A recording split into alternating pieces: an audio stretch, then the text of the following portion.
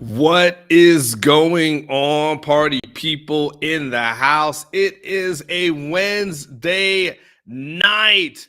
And props to Ryan Foster for beating Rodolfo in the chats. Man, sometimes what they say, if you're not first, you're last, Ricky Bobby. Rodolfo, that's okay. We'll know you'll win more than you lose. But man, it is good to be back. It's good to be in front of you. It is good to see Wednesday. It is good for us to be here. What is it on the 11th day of this month? Seems like it's going by so fast as it is, man. But hey, you guys know if it is Wednesday night, it is time for your Drunk Unks Sports Podcast. And I am your host, your Drunk Unk, Onward Richardson. Probably be here for about another hour or so. I don't know. Every time I say I go an hour, I end up going like an hour 30 and stuff. So we will see what happens. But what's going on, everybody, man? I appreciate, first of all, before I get into Eric Sells Homes and DFW, appreciate all the love that you guys showed last week for my son and his birthday, Maximus. You guys was able. I told him the next morning that we got about 175 in the super chat, which he's super excited about, and so he's ready to spend his money. But I'm like, hey, we gotta wait till that check comes, man, because he keeps all he wants is to buy is up Roblox stuff. So, but I do appreciate all the love and support that you guys showed him. We had a great time in Dallas. We went to was it Grand Prairie? Went to what's it called, like Epic Water Park or something like that. That was a cool little time over there. Fun time there. And then went to the Mavericks game.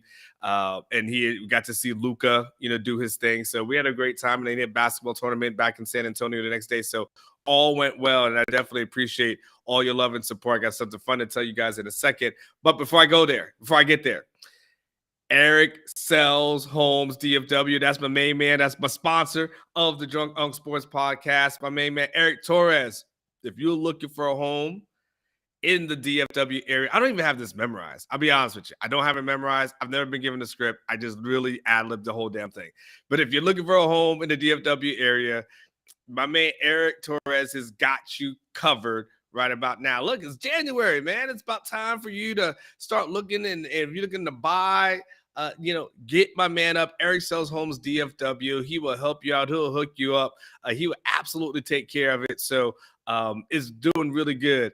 So hit him up, my man. Eric Sells Home DFW. Tell your man Drunk Unk sent you. He's already been getting referrals. So you guys go ahead and make sure you hit up my man Eric. Rodolfo, you asked how the little man liking his PS5. Well, his mom got him that. I got him a gaming system, and he is loving the gaming system. So just so you know, like his mom and I don't live together. Drunk Unk can't stay with nobody. Not for too long. How long? Not long. But real quick, before we get into something and everything, I have to have a confession to you because I know it's always a Drunk Unk Sports Podcast.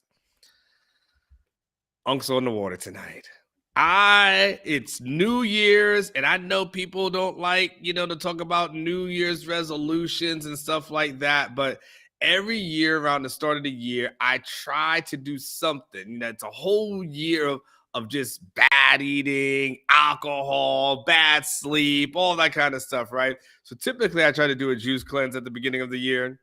Someone told me about something called like a prolon fast, PROLON fast. Where basically it's just, I don't know, it's just lowering your calorie stuff. It's supposed to read everything in your body. You can look it up. It looked convincing to me. So I'm on day 2. There's no alcohol involved. So we'll see. It's okay. I mean, I'm not an alcoholic. I can go without drinking alcohol, but you're usually seeing the drink in my cup. Right now, you just see water in my cup. I'm trying to stay true to my fast. I think I've got, what is it? So Wednesday, Thursday, Friday, Saturday, and then Sunday, I should be back to all the bad stuff, and I'll just go ahead and undo everything I did. So got some water that's actually in my cup right now. We'll talk about everything Longhorn related, get into all the, topics that we guys are going to want to talk about. We got some little bit of news that has happened. By the way, can I just say something real quick? I don't know. Can I just take a shot real quick? Yeah, I know you guys are talking about games and all those kind of things. Rodolfo almost got more rings than the CP3 walking legend. Man, it's like the old subway cars, right?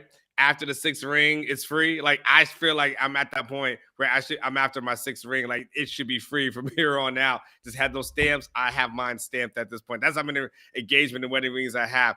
Won't do that again. Famous last words. Can I take a shot real quick though? And not of alcohol. I just gotta say something though. Just if you guys have never checked out Sydney Carter, the women's basketball coach, you guys ought to check out her Instagram. Sydney, you are absolutely beautiful. I'm just gonna let you know. I'm just gonna absolutely let you know, with no disrespect at all. I enjoy following you. I'm just gonna tell you that. I'm gonna put that out there. Sydney, you are a beautiful person. You are fashionable. I love watching everything that you do. Keep it up. Keep up the good work. Keep doing what you do. More. I've never wanted to cover women's basketball more in my life than when I see Sydney. Every time I know there's a game, I watch the game and I'm just waiting for those pictures the next day. Looking good, Sydney. Keep it up. That's all I got to say. And boy, if I ever see you out, your drinks are on me. That's all I got to say. So we had a little bit of a news today, Rodolfo. I'm trying to slide into the DM. Don't worry about it. It was kind of a setup. Shh. We had a bit of news today, and hold on, Michael. Let me get to Michael first for the super chat before I get into the news of the day. Blake. What up, Unc? What happened to Kieran? His show moved to a different time. Was just wondering. If I'm correct, and Blake would probably speak on this a little bit better than me, but I believe so. Kieran was at the national championship game on Monday. Not quite sure when he was able to get back on Tuesday for his show, but I do know he was at the national championship game on Monday. I believe that's the reason why. If I'm correct, and Blake put it in the chat to let me know if I'm speaking correctly. I think that's the reason why he got moved back to Wednesday today. But he'll be back in his normally scheduled slot on Tuesday. Hey, Kieran be everywhere. Like this dude's at national championship games. He's at facilities. Like he seems to know and have hookups and be around everything. And then what Blake says, we will be back Wednesday next week as well. And then back to Tuesday. All right, cool. Clearly, I've missed all the memos. So Kieran's show will be back on Wednesday next week as well. So 2 Wednesdays in a row, then back on Tuesday. Just do yourself a favor. Hit the like button. Hit the subscribe button. That subscribe button is more important because it'll just send you a notification when one of us is on live. Just so you know, like it'll send us. You'll send your notification. You know when we're on live, and you'll be good to go. So, Mike, I've been able to answer that question. Mike, though, I feel like that was a contribution to the show. So I'm going to give you an opportunity, Mike. Ask me a second question, and I will answer that because all due respect, Mike, I don't think that was a $20 question. I would have answered that for free. So because I would have answered that for free, give me another one. Save it for at some point in the show. I'll make sure you get it. By the way, I did see Kieran's show. I should start watching it a little bit. And, he started talking about Texas being 12-0.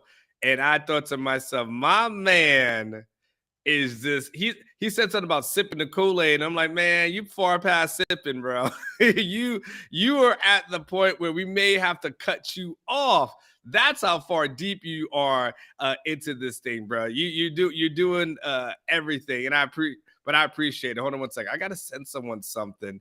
Because we're going to get into the samples conversation, but someone very important is sending me something, and I need to make sure that they're hip to the game. All right, so hold on one second. Give me 1 second. This is real time stuff. Hold on 1 second. Okay. This man, I wish I could show you my DMs, man. I wish I could let you know about the people who message me while I'm on the show. Man, this is one of those classic moments, man, that I can't share with any of you guys, but it's pretty good. I would just say one of Never mind. I'm gonna let it go. I'll see. This is what happens when Onward's on the water. I'm using my better judgment. We got to get back to next week. We got to get back to next week. I need to quit this damn fast. I don't like it no more. Trey Owens has from Cy-Fair has committed to UT today. What are your thoughts on this? What are your thoughts on Trey committing today, the quarterback out of Cy-Fair? You know, it's interesting because I feel bad for Trey in some regard. Because how do you follow that lineup, right? How do you follow a lineup that has, of course, Malik Murphy, that, of course, then has Quinn Ewers, who's a 5-star, then, of course, follows it up, and you've got Arch Manning, and then it's like a few weeks later, you're like, oh, here's Trey Owens, and it's like, okay, you know, there's no disrespect to Trey. You know, he's a great quarterback. He's done enough. He has some offers like from Texas Tech and Baylor. You know, he's a pocket guy, things to that effect. So I love you gotta love the pickup. You gotta love putting bodies in the room. You got to be able to put some bodies in the room. Not a mobile quarterback. It's clear Steve Sarkisian doesn't like mobile quarterbacks, right? That is not a Steve Sarkisian trait that he wants. And I don't know. I'm still partial to mobile quarterbacks. I still like what they're able to do. Now, look, we all can look at Max Duggan and see, and we can all say, well, mobile quarterback didn't help that damn team in the national championship game, right? Like that's the reason in your thought process is a mobile quarterback can help you when it counts. Hey, it didn't help him at all. At all. Got his ass tore out the frame, and so did that whole damn team. One of the worst beatdowns, just a regular game that you would see, let alone a national championship game. But Trey comes in, he follows in. What is my man Jeremiah saying? Malik Murphy is a 5-star, 6'5". He needs to play this year. You will get into that, Jeremiah. I mean, I'm not going to 100% disagree with just at least giving the man a chance. But you get a guy like Trey Owens, and now all of a sudden, after the 2024, you're stacking the room. And here's the thing I think that's important as relates to that. It's like you got to stack this room. And what's up, Tom G? Good to see you. You'll be on later. And Tom G, I'm gonna message you in a second. But Blake, let Tom G know that he's good for tonight. Okay. But so he doesn't like mobile quarterbacks. And in an ideal world, I would like a little bit more of a mobile quarterback, but that's not a Steve Sarkisian thing. He wants guys that are kind of pocket passers, and that's fine. And I think one of the quotes that Jason Sukumal had in one of his stories is that Sark kind of related that runners run. He wants his running backs to run. He wants his quarterbacks to throw, and he doesn't want guys who are doing both. So you gotta respect that, and that's how the guys are going to recruit. We know for sure he's going to get more pro style quarterbacks than dual threat quarterbacks. That's just how it's going to be going forward, and that's okay. So you bring in a guy like Trey Owens. We'll see if they bring in a second guy, because it's interesting. Because the other years you didn't really want to bring in the second guy. Like Quinn Ewers ends up being the second guy to Malik Murphy. But Malik Murphy didn't go into this thing thinking there would be two quarterbacks, right? He just thought it would just be him. And then, of course, Quinn comes at the last minute, so it ends up being a 2-quarterback class. Then Arch Manning, he obviously ends up being solo. I'll be very interested to see when it relates to Trey Owens. Will Sark get a second guy, or will he hold on to one? I don't know if you can just successfully recruit just based off of just getting one quarterback a year. To me, at some point you got to double up. At some point you got to get, you got to get two, and to help out the numbers, because you just got guys that are always hitting the transfer portal. Like, how long do we expect this room as it currently is to stay intact? Right. So, I mean, Malik Murphy, Quinn Ewers, Arch Manning, like you want all these guys to stay and be one. But at some point, someone's going to say, I want to play. Right. And it just is what it is. And so, you've got the more bodies you have in that room when the attrition happens. I think this is one of the things that Steve Sarkisian talked about towards the end of last season. Like, that inevitably guys are going to play. You've got to have that. So, good props to Trey Owens. He's a guy that is wanting to play for the University of Texas, grew up a Longhorn fan, gets the opportunity to play for Texas. And then, at some point, I think, again, Jason put in is a column. Trey just said at this point, Texas is giving us everything that we want. Why do I not commit at this moment? He did commit. He is a Longhorn, and so there you are. So we'll see what happens over the next. Golly, it's a long time before this dude is here, right? It's a long time for this dude is here. But at least he's made his reservations. As Charlie Strauss would say, he's made his reservation, and now it's just a matter of making sure he checks in when the time comes. Tom G, my man, I was shocked to see us offer a guy who had no real offers on the table. Is this because they have bigger fish to fry for the 2025 class? And Trey is the glue between Arch and the 25 QB. I mean, I think it was Ketch that said like he really wasn't overwhelmingly impressed with the 2024 class. You got to have a quarterback. I think you always got to have a quarterback in every class. So you go after the guys that you want. But don't forget, like, Sark was on Malik Murphy, really, if I'm correct, really before Malik did a whole lot in high school, just based off of what he did in the camps and stuff. So Sark has a good eye for talent, Tom G. Sark's been able to find guys who maybe are kind of these, diamonds in the rough. And here's the thing about a 3-star, and it's just, I don't think I'm going to get in trouble for saying this, but let's be honest. He's a 3-star now. He's committed to Texas. He'll be bumped up to a 4-star, right? I mean, that's going to happen, right? So I think, Tom, when you you don't look at what his star is now, it'll go higher. It'll get higher. And not so, I wouldn't worry so much about that. And then we've seen guys in the past that Sarkisian has offered that have eventually balled out and put up great numbers, when he got in on them early, and then we saw the results a little bit later. So, yeah, I wouldn't necessarily worry about where he is at this moment, more so a projection of where he's going to be, and more than likely, but I guarantee you, Tom G, and I'll bet that $20 and give you an opportunity to win it back. I guarantee you before it's all said and done, he'll be a 4-star, and then we'll be good to go. What's up, Darwin? Good to see you guys. Jeremiah, all you guys that are here in the chat. Thanks, man. Thanks you guys for showing up. Thanks for supporting. Let's get to the subject at hand. Let's go ahead and go and talk about it. I'm real excited to talk about this thing. As I was thinking about the topic, right?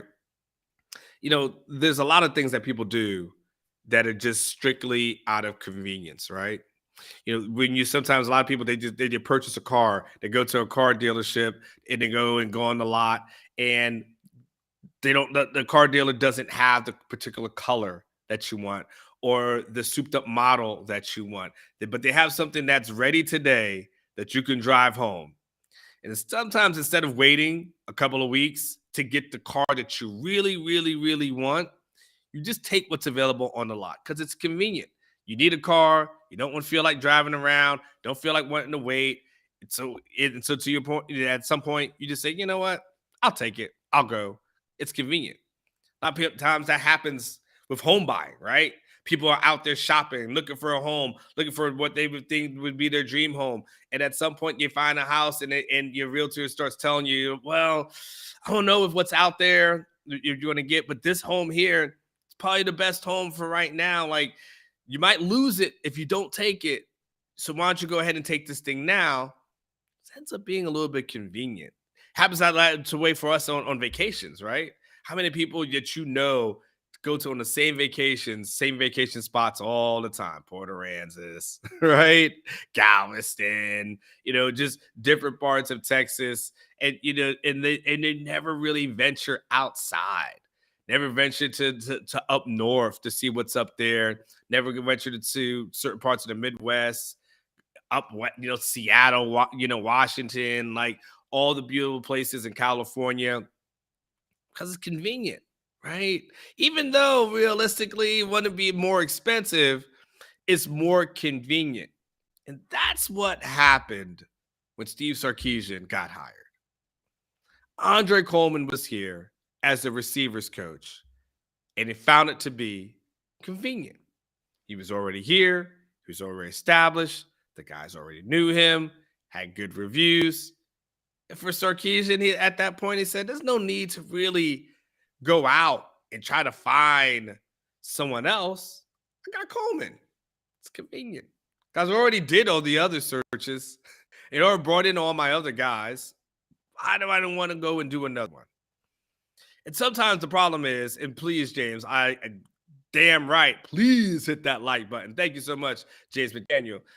But what he found out sometimes is what we always find out is that sometimes the easiest choice isn't always the best choice. Because a year into that, near a year later, T. Sarkisian decided, you know what? That convenient choice wasn't the best choice for me. It's time for me to move on. And he did. He moved on. He hired Brendan Marion. Now, not a convenient choice at all. Had to get him out of Pittsburgh and bring him here. But then the Brendan Marion experience, it's one of these things I've been thinking about over the past couple of days. And I started thinking to myself, what will I remember Brendan Marion for? And I'll be honest with you, the biggest feather in his cap as far as his tenure, and I don't mean to be insulting, is the cowboy hats. Like, I'm just saying, like, that's the biggest thing that you look at in what will you remember Brendan Marion for during his tenure here at Texas? You're gonna remember that, man, there was a brother wearing cowboy hats in practice. Like, that's it, right? And again, Darren, you're saying go. I'm talking about at Texas. Now I'm talking about his career. I'm talking about Texas. Because I thought to myself, what did you see on the field that you thought would made this group unit so much better? And I thought to myself, I don't know what I saw. Someone, wide receivers blocking, run blocking. We've seen that before. That's nothing new. We've seen wide receivers blocking over the past several years. So I don't think that's anything that you would say to yourself, like, he brought that here. That was already here. That toughness was already here. That's not what it is. But when you look at the receivers, if I ask you guys a question, I'll put it in the chat. You guys tell me, who's the receiver that you thought got better in 2022? Who's the guy that you tell yourself that guy got better? And if you say it based on what? Because there really wasn't a receiver that put up great statistical numbers for your last season. This is not a talking shit about Brendan Marion on the way out kind of thing. It's just you and I having a conversation. That's what the Drunk Uncle Sports podcast is for. It's for us to have an honest, cool, fun conversation. And children, I hear you'll say Jay Witt. I will tell you that the best thing that you can talk about Jay Witt is that he stayed healthy. But outside of that, with Jay Witt staying healthy, there weren't a lot of memorable games where you said to yourself, Jay Witt took over. And I like Jay Witt. Like, no disrespect. Like, I like him. He's a good young man. Glad he's coming back. Educated. Got them degrees. Like, he will ultimately have my respect. Okay? So, when we talk about impact, the guys that you say that person is so much better than they were before, that's not necessarily a thing, and I think Chris Nelson is correct, because I think as relates to Jay Witt, him being healthy is probably more to do with the little bit of success than him increasing. And let me just look at Jay Witt's stats here as we do this here in real time, because I just want to make sure, and I want to make sure I was correct. Last season he 50 receptions, 652 for one touchdown. So the 652 is good because he is healthy, so that helps out a lot. The one touchdown, though, you want a little bit more than that. So when I look at Brendan Marion, I don't, look, good luck to him when you're on LV. You're able to go ahead and advance your career and potentially get to, use this as a springboard to go somewhere else. Props to you. Good luck to Brendan Marion as he goes on. But I start thinking about, now you've made some convenient choices. You've made a little bit more of a difficult choice.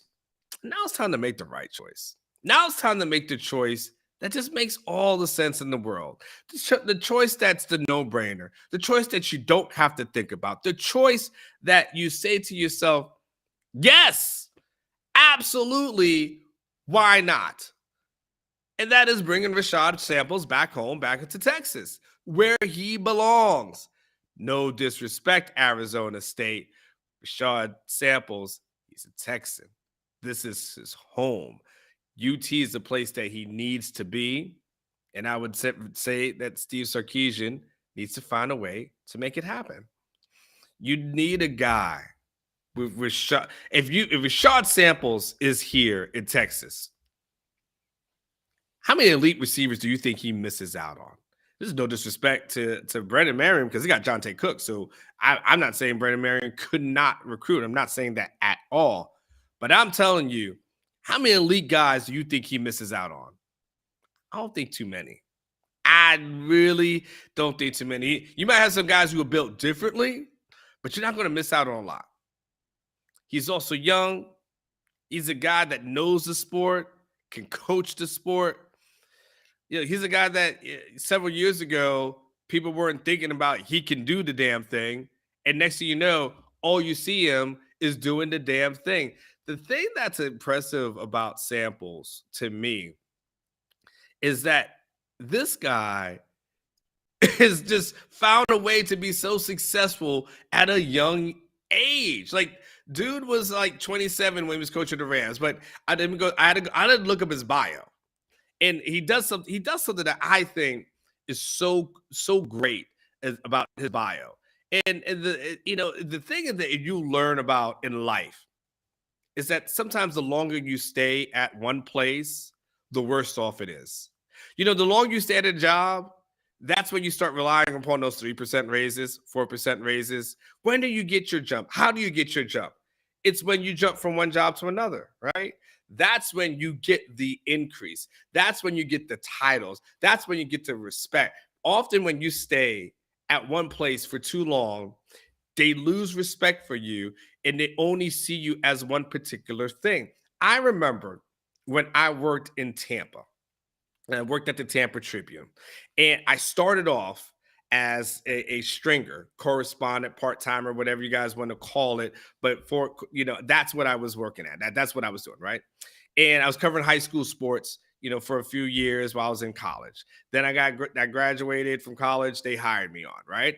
And then I was able to I did high school sports again for more years. But I eventually evolved. I started doing other things. I was a backup hockey writer, but still covering high school sports. I did the NFL, but then was still doing some high school sports. I actually did boxing in addition to high school sports. Now, eventually, I got off of it. And I was covering the Bucks, covering the NFL. I'm going somewhere with this. Give me a second. But I was covering the NFL. But every once in a while, on a Friday, they would ask me to go and do what? To cover a high school football game. Wait. What? I'm a Bucks writer. I was just on TV. You need me at Jefferson versus Plant? Are you serious right now? But yeah, hey, it's the playoffs, all hands on deck. Because the problem is no matter how much I grew and developed, they always saw me, no matter what, as that little guy that they remember as a high school writer, the guy that actually started off as a clerk before he even merged into a part-time guy that had to quit his job and make $30 a story. And so eventually I got a job in Detroit. And guess what happened? They didn't know me as a high school writer. They knew me simply as an NFL writer. And from that point on, the high school stuff was gone, and they just knew me as an NFL person. And guess what? Everybody now in NFL circles knew me as an NFL writer. I had shook that label. And next thing you knew, I was on all the stations, right? And I won't go through the list, but ESPN, NFL Network, constantly. One day, guys got to tell you my NFL Network interview story. Hilarious. One day, I won't do it today because I got bogged down. I got super sidetracked with some stories last week. I'm not going to do that this week. Started doing a bunch of national things, and then of course, from that, I was able to go to Yahoo, right? It wasn't like one day I woke up and I was a quote unquote better writer. It's just that people viewed me differently. The thing that I like about Samples is that he has moved around enough where now people just don't view him as, oh, well, your daddy coach at Duncanville, you played here. They view him as a legit coach because he didn't stay somewhere for a long period of time. That's the importance of, as you guys know, jumping, moving around, and not being complacent. He starts off at Houston. He's an offensive assistant there for 2016 and 2017. He comes over to Texas. He's an on-campus recruiter here and also an assistant wide receivers coach in the 2018 season. He then has the opportunity to go to SMU. He's an offensive assistant there, and then eventually he gets promoted to assistant head coach / running backs coach, and that was by 2021. Then last season, he goes to the Rams as a running backs coach, the NFL's youngest position coach at 27 years old. And now he's back in college, and he goes back to Arizona State. Look, there's no shame in whatever happened to the Rams. As we look at the Rams right now, Samples did himself a favor by getting out of that thing, because that's a hot garbage dumpster fire that's about to happen, I believe, with the Rams. You look at a guy 27, 28 years old who's incredibly qualified, can do the job, ace recruiter, knows Texas, could go not only the DFW area, Houston, you name it, all throughout the state. He's a person that he goes to coaches conventions and people go up and start talking to him. That's the kind of power and the reach that he has, and you want that in your program. And if you're Texas, I know there's other guys that are out there, right? I know that there are other options that are there. And I think if you're Sarkisian, you just say to yourself, man, I'm not going to make this thing difficult. I'm not going to make this thing hard. I'm just going to go get the prodigal son and bring him home. That's it. Kill the fatted calf. We're about to eat a party. Rashad Samples is coming back. And I say this as a guy who's never met Rashad Samples. Really, realistically. I've never met this guy. I've seen his pictures. I think I would recognize him if I saw him. But if he sat down, I probably have to do a double take, because I wouldn't be like, oh, are you? But the fact that I'm talking about him shows how much his reputation precedes him. It shows his power. It shows his influence. It shows his scope. And if you see Sarkisian, overall, you've made a lot of right hires. 8 of his original hires are still here. One of his original hires was Stan Drayton, who was a carryover, but Stan Drayton's proven, right? So, and Stan Drayton leaves the staff to do what? Get a head coaching job at Temple. It wasn't like he had to run Stan Drayton off. It wasn't like Stan Drayton wasn't doing the job. We know Stan Drayton. Like, he's the man. It just so happened that he got a better opportunity. You know what I always tell you? What Tony Dungy told me. I'm going to tell you the thing that Tony Dungy told me. I've said this before, but it applies now, which is the sign of a healthy staff is when assistant coaches are being talked about or promoted to coordinators, and when coordinators are being talked about or promoted to head coaches. That's the sign of a healthy staff. What about I say that? Stan Drayton, assistant coach, goes to Temple, gets promoted. Brendan Marion stays 1 year under Sarkisian. 1 year later, he is a coordinator at UNLV. That's the sign of a healthy staff. If you're a Texas fan, you want that. You want to see that. You want to feel that experience. That's when you know, okay, the staff is good. The staff is healthy. The staff has the possibilities. Like even last year, Jeff Banks was with potential of taking the job last year. He was a head coaching finalist for a job. So you want that. You want to establish that. Like that's the kind of thing that you want to get going, where people come here and they're here for a couple of years and they get promoted. Darwin, you said it sounds like a Saban staff.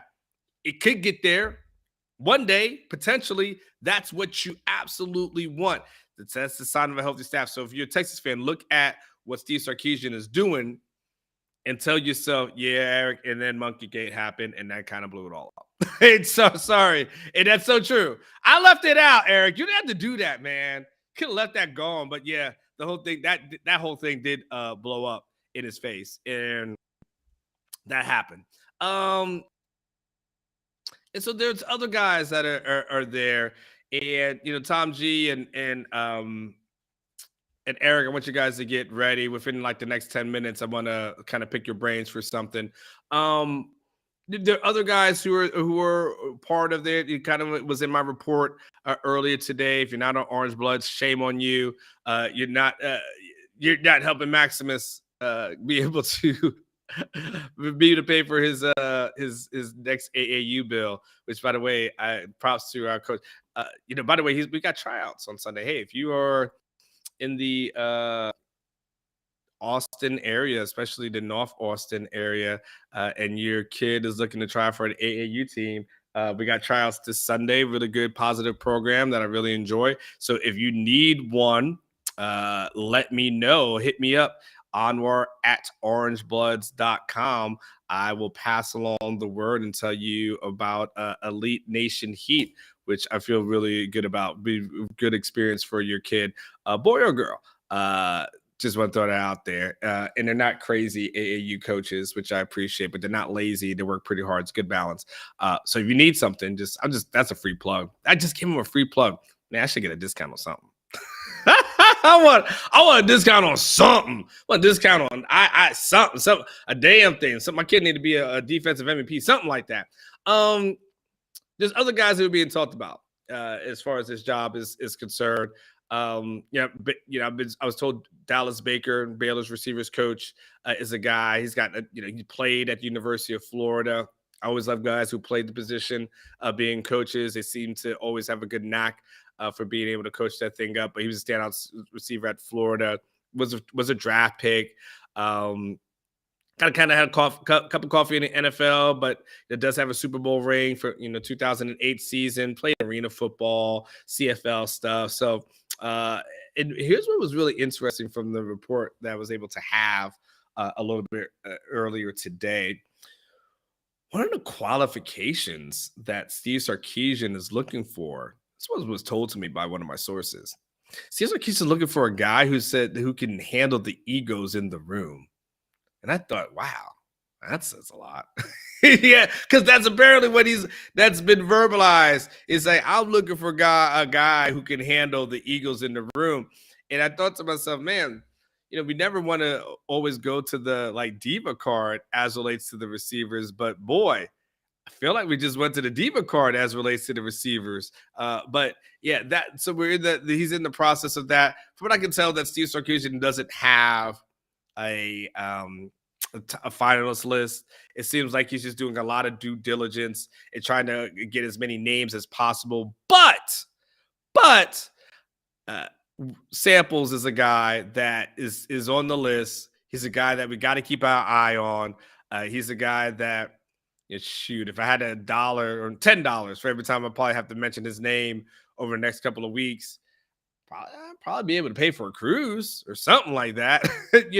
Oh, then again, I just gave everyone a hard time for not thinking outside of the box. So maybe I'll put that towards going somewhere special for my 50th birthday. Maybe I'll do something to that effect. All right, Tom G, Eric, you guys get ready to come in. I got some things that I want to talk to you about and pick your brain about.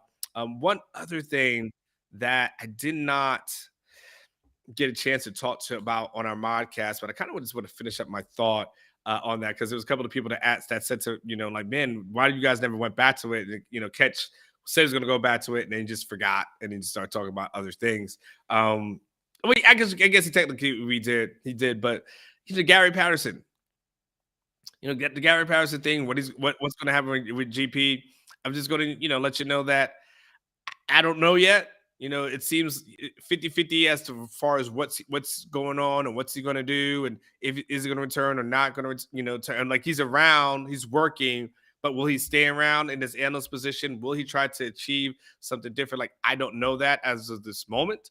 But yeah, to me, Gary Patterson ends up being a guy that ends up being really important, a component as far as bringing him back for the 2023 season. I feel like he's As far as Samples is important, but I think GP coming back is important as well.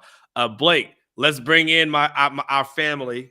Let's bring in our guys. Let's bring in El Presidente, Tom G, El Presidente. How's are we gearing up for a nice spring of home sales right now? Like how are we looking right now? How's the market looking?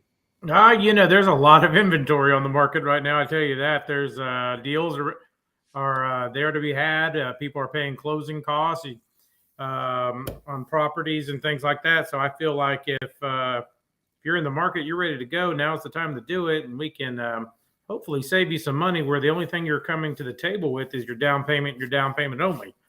So I feel good about the market. I feel great about 2023. I am on the water bagging with you right now. Oh, okay. Talk to me. Wait. Okay, we clearly are brothers that are separated at birth. El Presidente, what are you on? And then Tom G, after he finishes, what are you on?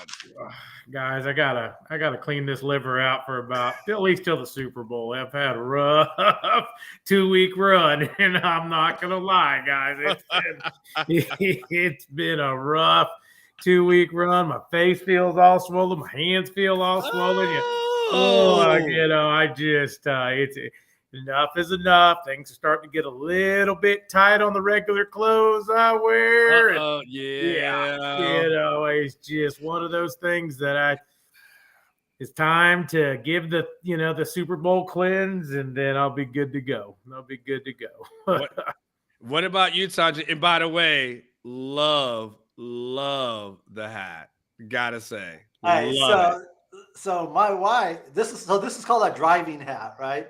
Okay. A driving cap. So my wife got this because she's like, you know what? If you're going to drive your Porsche, you need the cap to go with it. And I'm like, I haven't worn it outside of like right here because I'm just not comfortable with it. But I thought, you know what? I'm going to wear it tonight. I love it. All right. So why are you drinking water? You know why El Presidente is drinking water? I'm drinking water because I'm on this kind of fast thing for the next 5 days. I'm down 2 days now. Why are you on the water thing? So I'm drinking more water because I started getting like these cramps or like these Charlie horses on the right side of my chest if I would turn wrong or something. And when I was doing my physical a couple of weeks back, I was talking to the person about it, and the doctor's like, yeah, and doing all the testing, and they're like, you're not drinking enough water. You need more water in your system. And so I was like, all right. And so now my wife has me drinking 48 ounces a day or some shit like that. So she strategically has these water bottles placed where I have no choice but to drink them. Yeah. Okay. Well, I mean, look, we're all trying to get healthy, man. It's a good start for us, El Presidente. And the thing is, when I come off my thing, it's weird when, because I usually try to do it. I used to do a juice cleanse, for several days to go and so it takes your body a while to kind of get readjusted to like eating like the meats and the alcohol. Like the alcohol always tastes like horrible, but I'm like, you need it. So, eventually your body gets used to it again and stuff like that. But I think at least for the month of look, if we're healthy for the month of January and February, I mean, that's going to count in the long run somewhere, right? That'll pay off sometime, right? Even if, we maybe not so good, like at least giving our body a rest and for you, Tom, putting more water in your body, that'll help us all. Yeah. And the last thing I'll say is this, it's good, and this is good for us. Now, I got some questions for you. Is I've always theorized, and I believe this is true. The one thing you very, very, very rarely see in life is someone who's severely overweight in their 80s. Like, if you look at the frame of someone who's in their late 70s and 80s, they're always thinner. Right. Yep. They're always just got a thinner frame and they're smaller, because if you're too big, your body gives out on you, starts giving out on you in your 40s and your 50s and stuff like that. And sometimes Big Mama may make it for a little while, but she gets her foot amputated because of diabetes and stuff like that. So it's always good to try to be healthy. And when you think about older people, next time you start looking at them, you start thinking like, look at that guy. He's 80 something years old. He probably only weighs about $130. That's kind of where, it helps us to be healthy. Okay. So that's a kind of an unsolicited PSA for everybody. Yeah. All right. So one of the things I kind of wanted to talk to you guys about, first of all, I want to get your opinion on a couple of news things and then some big picture things. All right. Let's go back a couple of days. Christian Jones announces that he's coming back for his 18th season. Okay, I'm just joking. It's his 6th season here at Texas. I wanted to know and Tom G, I know you watch the line a lot of Presidents. I know you do as well. What were your thoughts as far as Christian coming back? We'll go back to Samples in a second. What were your thoughts as far as Christian announcing that he's going to return? So two things came to my mind. One, I was excited that he was coming back. And not so much for him to play right tackle necessarily, but for him to give the flexibility to Flood, where Flood can play his best 5 people now. And because the interior needs help. And so, I don't think you put Cam inside, but could Christian go inside? Maybe. I don't know. Right. But I think it gives us the flexibility. And when you look at what Jones did last year, he made significant strides. And if he can make just a step function improvement again, I mean, he's going to be all conference. I mean, we've got something cooking here. I would really love to get the interior fixed. And I think by him coming back, it really allows Flood to make some more decisions about how he wants to handle that interior. Because Jones should be mature enough now. It's like, look, we want you to go play guard on the interior. Fine, let me go do it, right? And he should go handle it.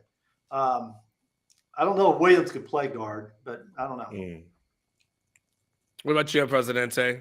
I was kind of shocked that the first thing that came to my mind is, what did the NFL review board committee that some of these schools have relationship with, what came back in his game to prompt this? Because I thought he did have a pretty decent season as well, especially when he was a left tackle. I thought he was awful, and he moved over to right tackle and kind of seemed to find his way, played a lot more consistent. And finally he's that guy that when he's the first one you want off the bus. He's one of those guys that if you looked at if you looked at Georgia the other night, he looks like one of those cats body-wise. So it makes me wonder.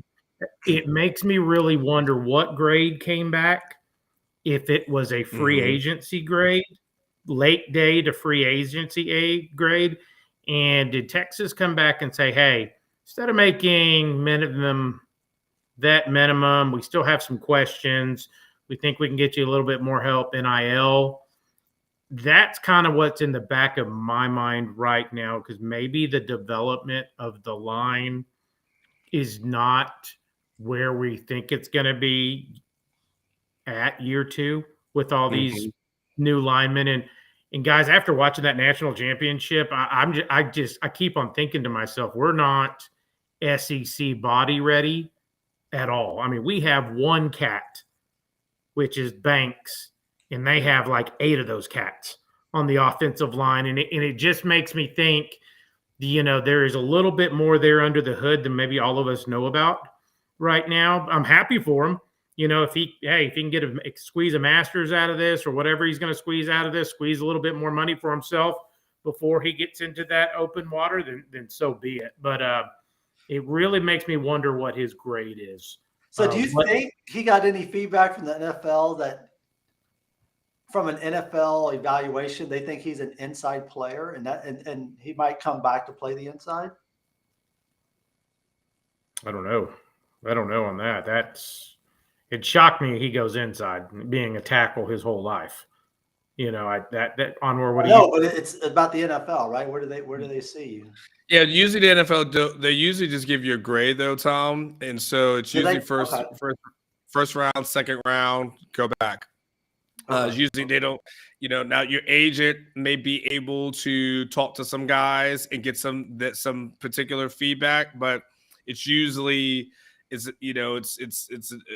different people, GM, scout personnel, all those kind of people. They're given a tape, they watch it, and then they kind of use it, grade it like that. So they don't always get that specific into Okay. it. So just throwing it out there. Everyone's there must be a hell of a game going on right now. The basketball game is 71 with 3 Yeah, minutes. I mean, do you got it on behind you, El Presidente? No, I don't tonight. I got it on the internet. I got it. Yeah, I was working a little bit tonight. El Presidente, you were at the game though. I forgot about that. Yeah. And boy, is your wife okay? By the way, that whole TCU clan. Let me give you the biggest thing. Like, we're going into the stadium. The TCU fans were happy to be there. They were ecstatic to be there. Mm-hmm. The Georgia fans, it was business. This was a business trip. We have been here before. This isn't a party for us. This isn't a good time for us. I mean, from the second their band warmed up to their players getting, coming out for more. I mean, it was something to see. It was, they were ready to go. Great environment. Weather sucked. Raining inside the stadium. Wow. Yeah, it was probably the worst stadium I've ever been to, and that's a $5 billion stadium. It was just a horrible setup. You couldn't tailgate in the parking lot, so they took that complete element out of it. It's flooding in California. Los Angeles has a serious, and I didn't know any of this. I don't go out there very often. The last time I've been in California was when Texas played in the Rose Bowl, but there's a serious homeless problem all over that town. It was just not a great environment to have a game at. And for me, I would never allow a game to go back there at all. I think you need to keep it in the central part of the United States, the Sugar Bowl, Miami, Atlanta, areas like that. As the greatest thing about that stadium is that scoreboard. Other than that, the rest of the place, the location, how you have to get there, the traffic, can't party there. Now we were in a private, not in a private tent, but there was a private tailgate you could go to. They were serving drinks. They were serving foods. It was raining. It was coming inside. There was like a river coming inside the tent because it was raining so much, So wow. It was just, it was, and then you get your ass kicked as bad as they did, and then it's pouring down outside, and you got to walk to the car. It was just, it was awful. It was awful. Okay, and just tell me from what you can see in person, because you talked about the linemen. Yes. How big was the talent gap from there? Because some of it's coaching. Some of that's just they got better dudes over there. How big was the talent gap? They've got dudes over there. I mean, my TCU, a couple of my close TCU friends told me that we could play them 100 times and it wasn't going to matter. Those, they've got 16 5-stars, and you could tell they could all move. They were big. They were athletic. And on the ride home, I started thinking to myself, Texas is. And he made the comment to me. He goes, "Y'all are about to get y'all shit kicked in when y'all go to that league." And I sat back and I thought about it, and I didn't say anything, but that has been the biggest question going through my mind. With Sark and his talent and what they're trying to build on, we've got to get the trenches and the bodies like Georgia had and the athletes like Georgia had. We've got to get more of those type of bodies. And I just, I don't think I've always maintained Banks' third year will be the year, because then we'll have 3 consecutive years of above average offensive line recruiting and defensive line recruiting to be able to go in there and do the things that we need to do to compete in the SEC. Because let's be clear, when we beat Georgia a couple years ago, half their players that were NFL prospects didn't play that game. Can we agree on that? No. No, we can't agree on that. The ones that didn't play, a receiver didn't play, the back didn't play, their linemen played. Yeah. I just feel like we've got to get talent level wise. We're just not there yet. Look, we had a hard time running against TCU. Georgia did not. But let me ask you this, right? Everyone in the SEC ain't Georgia. And we showed we can hang with Alabama from a line standpoint. So Georgia's going to give everybody problems. Yeah. Right? And so, the only time we'll see them is in a championship game. I just think there's a big talent gap. I agree. But I don't think we're going in there and it's like the SEC is going to wipe us up. Yeah. Georgia, sure. Alabama, maybe. But not the rest of the SEC. That was my point. Yeah, I think it's going to be real interesting next year. When we go to Alabama, a year away from being in the SEC, it is going to be almost we're sizing what the West is going to look like. That's going to be a great measuring stick for Sark and where his program really is.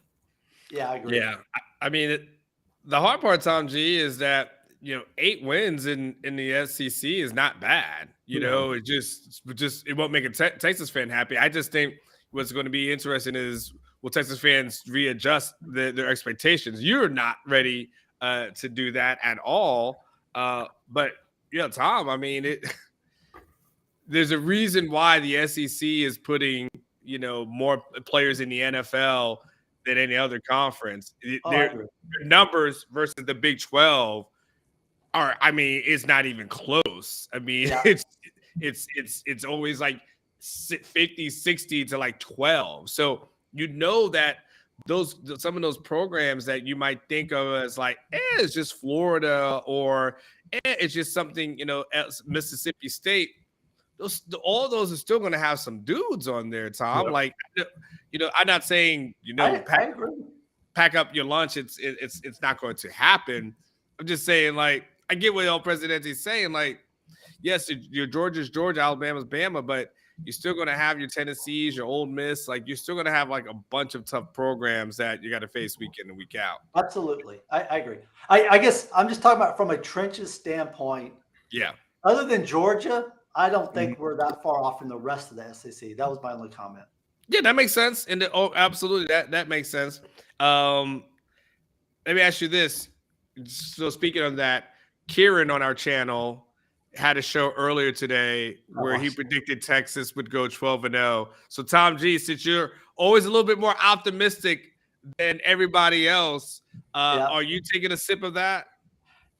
So I watched this whole show. I will say even the most optimistic side of me, I ain't going 12-0 because Sark hasn't shown that he's the type of coach that can go 12-0 with just the way he manages the game, his personnel decisions. Too much. To go 12-0, we're going to have to be way better than not just everyone in the Big 12, but just we can't get in our own way. And we just have not shown that we're that type of team yet. If I had to ask you right now, Tom, to give me the earliest of early, not so early predictions for a record right now, and we haven't sought the transfer portal. This is nothing I'll hold over your head. We're going to make tons of predictions between now and the beginning of the season.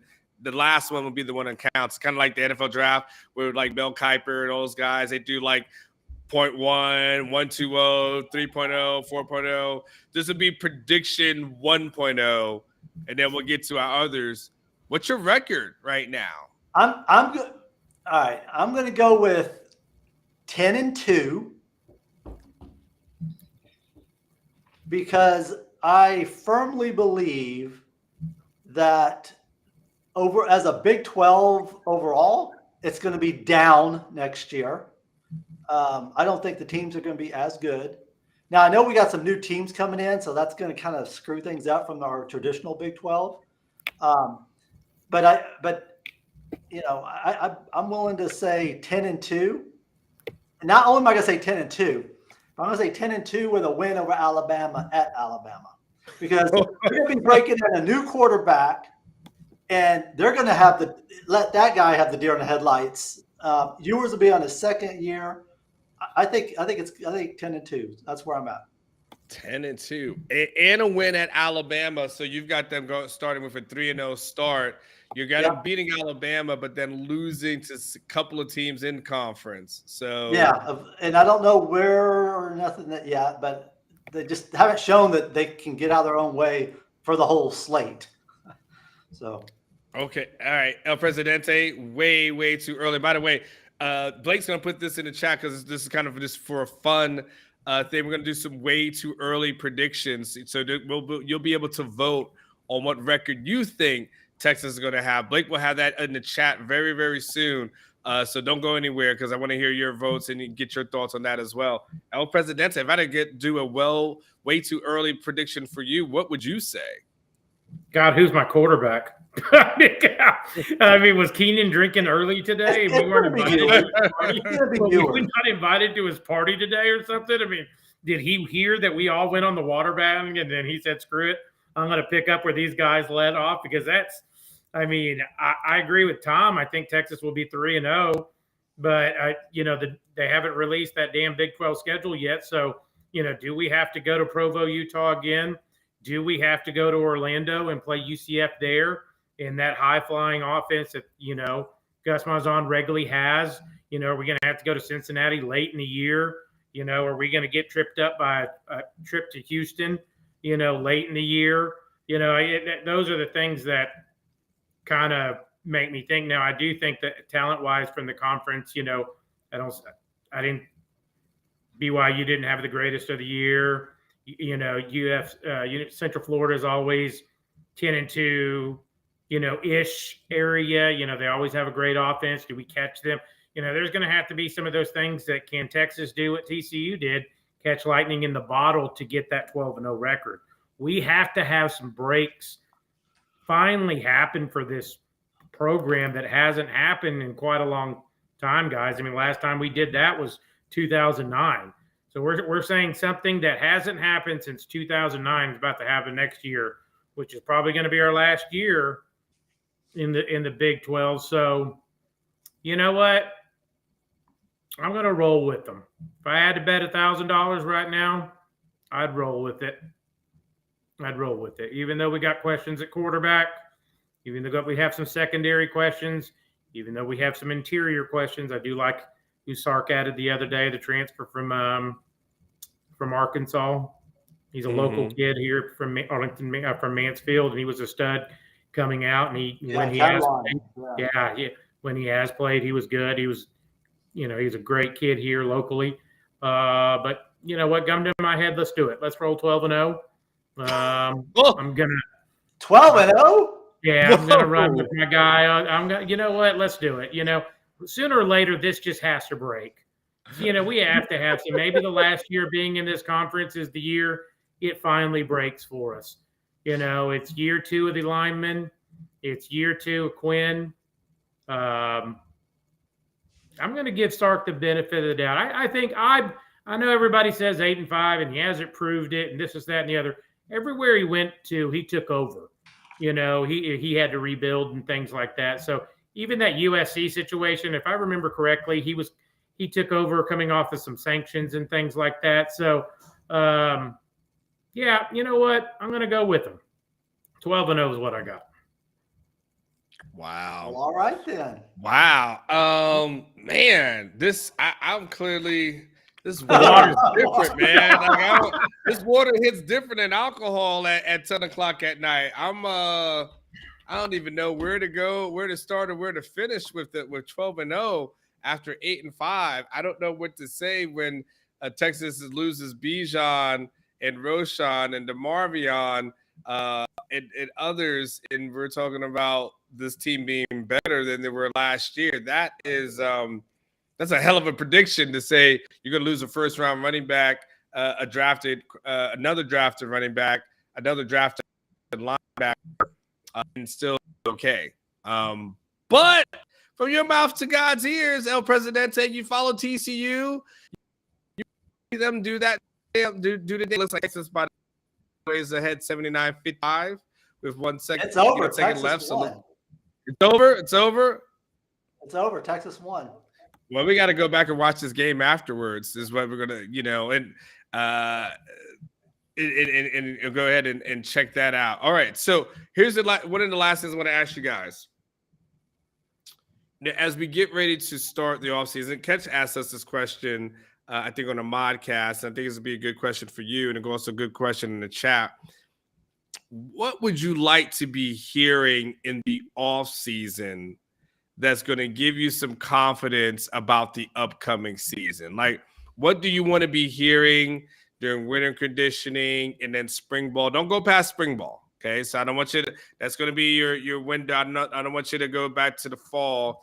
What are some of the things, Tom, that I'm saying from now to the spring game you want to hear that's going to make you say, okay, this is a 10-2 team. El Presidente, yours would be obviously 12-0. What do you want to start hearing? What does this team need to show you? I want to hear that Ewers has taken the offense by the horns. He is being a leader. He is running 7-on-7, and he's being a vocal leader. But also that I think it's critical that we hear he has his head in the playbook and he is working to really know it, understand it, mechanics, all of that. I want to hear all the fundamental stuff is coming together and he's working his ass off on it. That's the first thing. The second thing I want to hear is some of the incoming freshmen, whether it's Muhammad or Hill or Cook, they are as advertised. These are dudes coming in, and they're going to be fighting for some starting jobs right off the bat. I want to hear that. And then the last thing I probably want to hear is, and I don't know if you saw the video of Nair working out, but man, it looked good. He looked like he's well on his way to being ready. But I want to hear that some of the I'll call them unknowns on the edge, whether it's Tap, whether it's, well, Vasic's a freshman, but some of the edge players, I want to hear that, they're causing some havoc for our offensive line, because if they can cause havoc for our offensive line, they're going to wreak havoc for everybody. So I want to hear that they're wreaking some havoc. Presidente? For me, I want to hear DJ Campbell is getting bigger and stronger and faster, and he's pushing Cole Hudson. I think that is huge for me. I want to hear that Connor Robertson is pushing Jake Majors in the offseason. I want to hear Nito, that we didn't see at all except for very small spot play, is competing for the future at that right tackle spot. I want to hear Big Cam Williams' name more and more, where, hey, we got to get him on the field. How are we going to get him on the field other than PAT? For me, if the offense is truly going to succeed, those cats that I just talked about have to lead us there.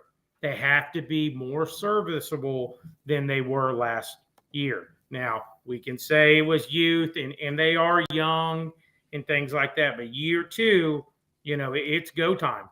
These are your money-making years if you have aspirations to play in the NFL and play at a high level. And those names, the DJ Campbells, the Cole Hudsons, the Connor, and, especially Connors, Majors, and Hudson.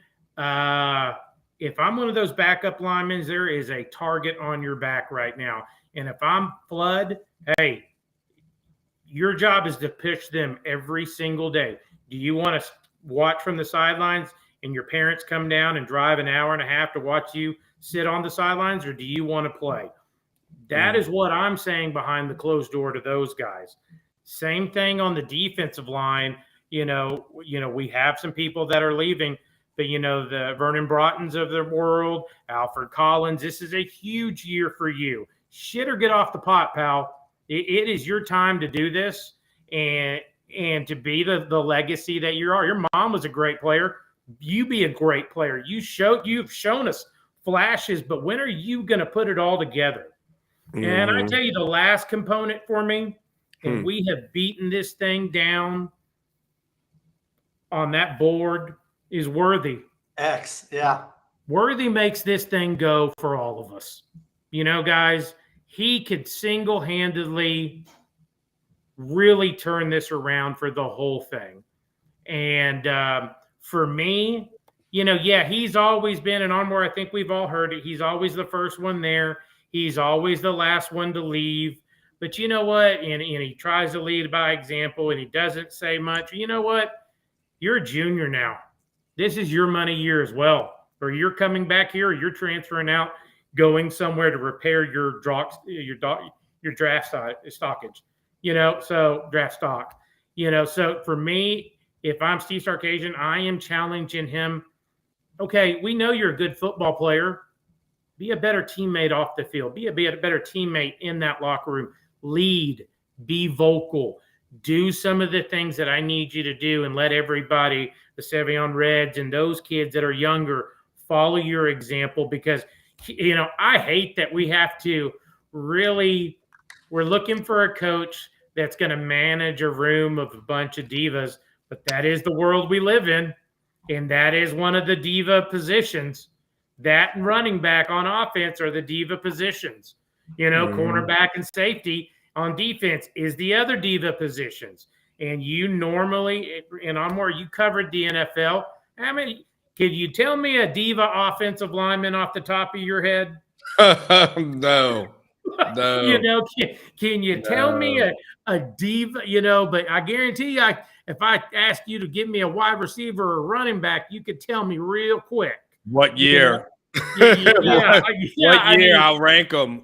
And that's the sad thing is that is a part of I'm not saying it's the hiring criteria, but that's one of the things you're going to have to manage because of these kids' egos these days right now. And, that's not the job I would want to do, is handling that, massaging them. Hey, it's okay, Johnny.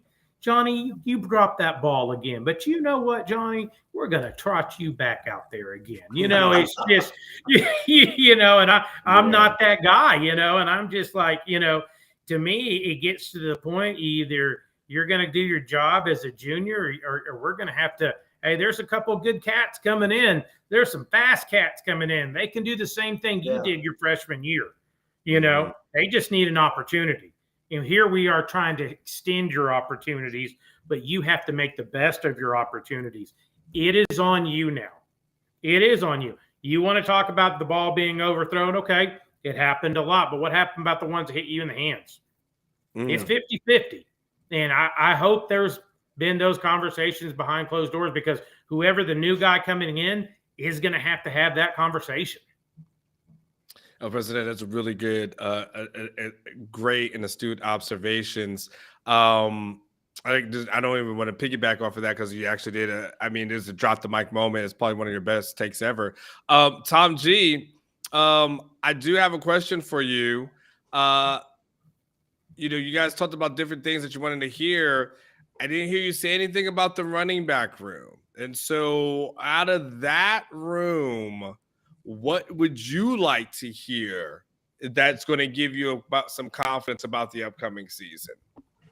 Yeah, the reason I didn't mention the running back room, first off, I'm not naive enough to think that anyone in that room is going to be Bijan.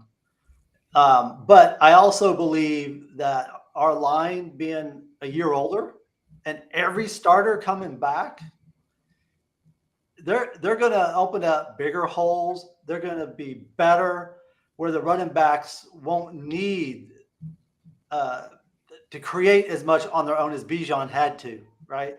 And so I don't think that running back will be a concern. I think the offensive line will ensure that it's not a concern. I think the offensive line will ensure Ewers is upright, and he has time. I think for you, I think the offensive line, it's going to cure so many problems. And I just have the utmost confidence that they're going to handle those types of things. What about you, Presidente? What do you think? On the running back room? Yeah.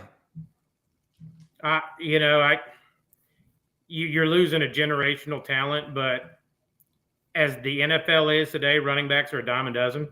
Not that I think he's going to be a first round talent. We've lost our first round talent, but I like what I've seen in Brooks in limited action. I think he hits a hole hard. I think he's fast. I don't think he will dance in the hole. Let me ask you this. There were some things I really like Bijan. I do. But if I'm an NFL GM, the one thing that sticks out to me when I watched him play is like, hey, follow your tackle, bam, cut it up behind him. And I saw a lot of his play where he didn't do that. Now, he did the electric Reggie Bush type stuff. He has some Barry Sanders in him. Yeah, he does. But, hitting that hole hard, I think he does, but I don't think he goes with it as far as he can. And I'm not saying he's scared of contact or anything like that, but he always wants to make that move where, I would have liked to seen him a lot more times just, hey, put your shoulder down, and try to get that extra yard instead of that extra move, for me. But I believe in Brooks. I'm glad Blue is coming back. I know we have this super stud freshman coming back. The Robinson experiment is over for me after the bowl game. He tippy-toed in. Him running as fast as he is, he's never going to be an NFL running back. He is going to be a Hill-type player. And the quicker he gets out there in that wide receiver slot position, the better off he's going to be for his long-term future. All right, Blake, let's do some super chats, and we'll get into some parting thoughts. So give us the first one. Jesse, what's going on this evening? Good to talk to you, Jesse. Let's not act like Kent State, Missouri, and Ohio State. This is a while ago. Did it make Georgia look average? I honestly think Texas will be fine in the SEC. Tom, you think Texas will be fine in the SEC because Kent State, Missouri, and Ohio State made Georgia look average? No, so Kent State, Missouri, that's about motivation. Ohio State, now that clearly Georgia was motivated, but Ohio State's got dudes also. I think that Texas will be fine in the SEC from the trenches standpoint by the time we get there, because we are recruiting those dudes to play with, I'll say, every team in the SEC except maybe, two teams might be a little better in the trenches than we are, maybe three, LSU and Alabama and Georgia. That might be about it. Mm-hmm. That's it. Did he freeze on us? Yeah, I think maybe. El Presidente. Oh, there we go. I'm back. Oh, okay. Yeah. I was like, it was such an abrupt end. I was like, did I zone out? No. I was like, I think it froze for a second. He was done. I think it froze for a second. So I think, where was I? So you heard me talking about those dudes, right? So I think other than maybe LSU, I'm still not convinced there, but other than Alabama or Georgia, I think from a trenches play on both sides of the ball, we will be fine. I think from a skills position, we will be more than fine. And so it's going to come down to coaching, game time decisions, player personnel usage, all the other nuances, game management. It's going to come down to those things, I think, for most of our SEC games. Blake, put up the other super chat, and I'll throw this one to El Presidente if there's a conversational piece to it. This is a great one for you, El Presidente. What is our record the first year in the SEC? I say 9 wins. My main man Darwin throws it up there. What do you say, El Presidente? That's if. So are we saying we're going to be this is the last year of the Big 12? 2024. I'll go with 9 wins. I feel comfortable with that. It's depending on our pod and what position group and things like that we're in. I feel comfortable with 9 wins. I mean, A&M's got 8 wins consistently all these years, so I figure we can get one more than A&M. So I'm comfortable with 9 wins. That will be Banks' probably last year at Texas. That will be year 3 for this offensive line group. I think we'll have a great running game year 3 of those guys all playing together and things like that. We might be breaking in a new quarterback, just depends. But if we're not, I can see 9 to 10 years that first year, because I don't think Ewers is. I mean, let's be honest.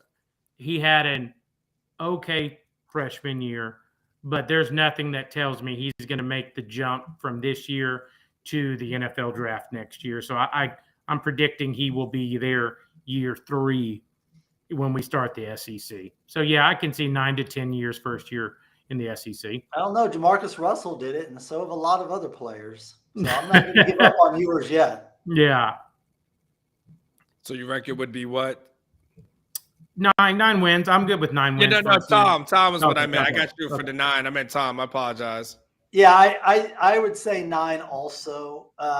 Just because this is Arch's first year, and I'm not going to be foolish first year starting.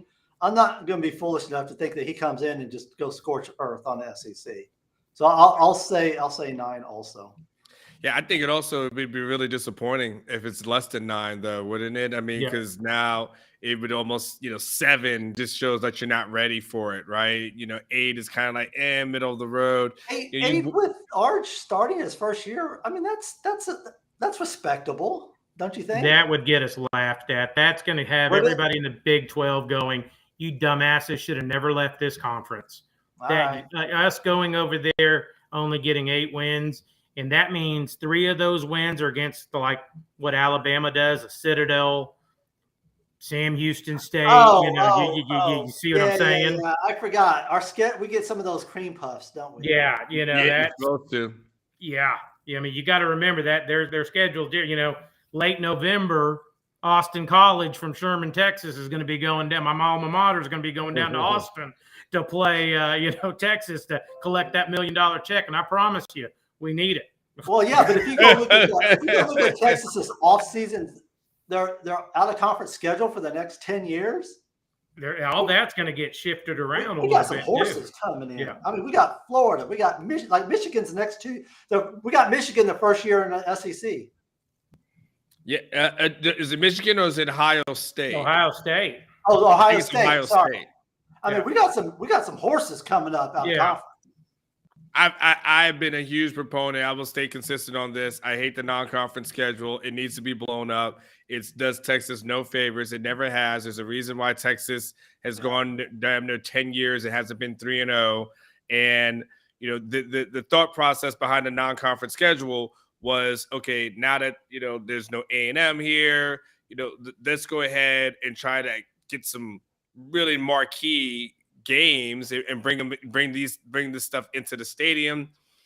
And it just didn't work. And because they're bringing it in, but it's almost like you're setting yourself up, and the SEC programs aren't putting that kind of thing on them. A couple of them will, but for the most part, they're all scheduling cream puffs for the first few games and bagging wins. Yeah. To your point, Alabama's next year, and then there's Ohio State, and then a home and home. There's a Michigan that'll be a home and home at some point. Like you said, the Floridas and Georgias of the world, Georgia and Florida, if I remember correctly, that'll probably fold into the schedule at some point. But it's still too much for me. It's way too rich for my blood. It does not need to happen. Michael said, in all honesty, we shouldn't be below 10 wins ever again. TCU went 12-2. What are your thoughts, Unc? I've been a subscriber forever. Mike, I would love to say that. The problem is I've seen one 10-win season since I've been here.